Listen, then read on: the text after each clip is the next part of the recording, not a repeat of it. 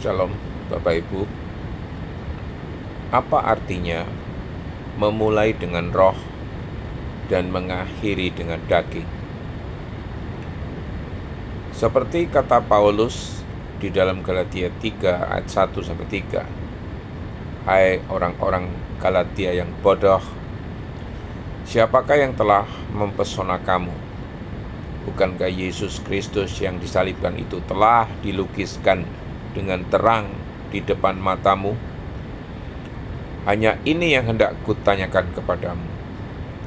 Adakah kamu telah menerima roh karena melakukan hukum Taurat, atau karena percaya kepada pemberitaan Injil?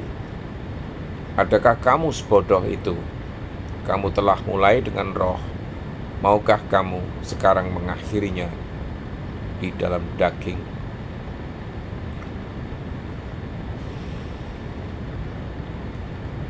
Apa sebenarnya, Bapak Ibu, makna dari kalimat memulai dengan roh dan mengakhiri dengan daging?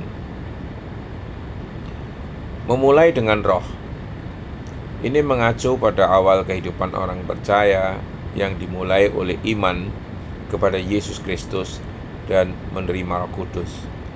Paulus sedang berbicara kepada orang-orang Galatia yang telah mengalami kelahiran baru, menerima Injil, dan hidup di dalam pimpinan Roh Kudus.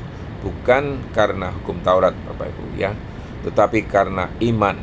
Mereka sudah mengalami kuasa Roh Kudus, bahkan mungkin mujizat dan pertumbuhan rohani karena percaya pada Injil ini. Tapi apa artinya mengakhiri dengan daging, Bapak Ibu? Namun sekarang mereka mulai beralih kembali ke usaha manusia, ke aturan dan hukum Taurat untuk menyempurnakan iman mereka. Ini adalah kebodohan rohani, kata Paulus. Daging di sini melambangkan usaha manusia, natur manusiawi, dan ketergantungan pada hukum atau perbuatan baik untuk menjadi benar di hadapan Allah. Mereka berpikir bahwa untuk menjadi orang Kristen yang lengkap atau lebih rohani, mereka perlu mematuhi hukum Taurat, padahal itu justru kontra dengan Injil kasih karunia. Lah, apa aplikasinya pada zaman sekarang? Banyak orang Kristen saat ini juga mengalami hal yang sama. Awalnya percaya kepada Yesus, hidup di dalam kasih karunia dan pimpinan Roh Kudus. Namun, lama-kelamaan mulai mengandalkan usaha pribadi, peraturan agama, legalisme, dan berusaha menyenangkan Allah dengan perbuatan, bukan iman.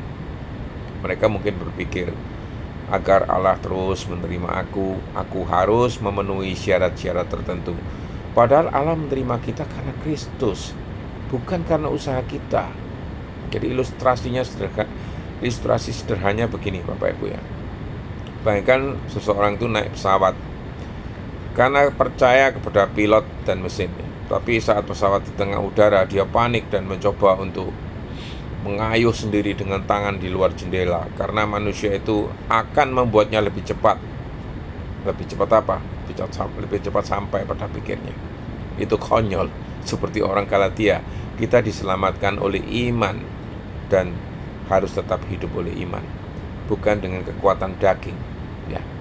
Jadi kesimpulannya apa, Bapak Ibu?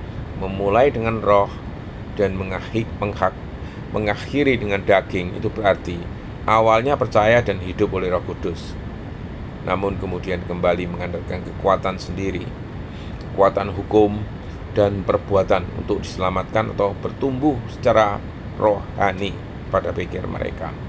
Ini adalah pengkhianatan terhadap Injil kasih karunia. Paulus mengajak kita untuk tetap tinggal di dalam iman, tetap tergantung pada roh, dan tidak kembali ke perbudakan hukum. Sekian, Bapak Ibu, semoga Tuhan mencerahkan. Amin.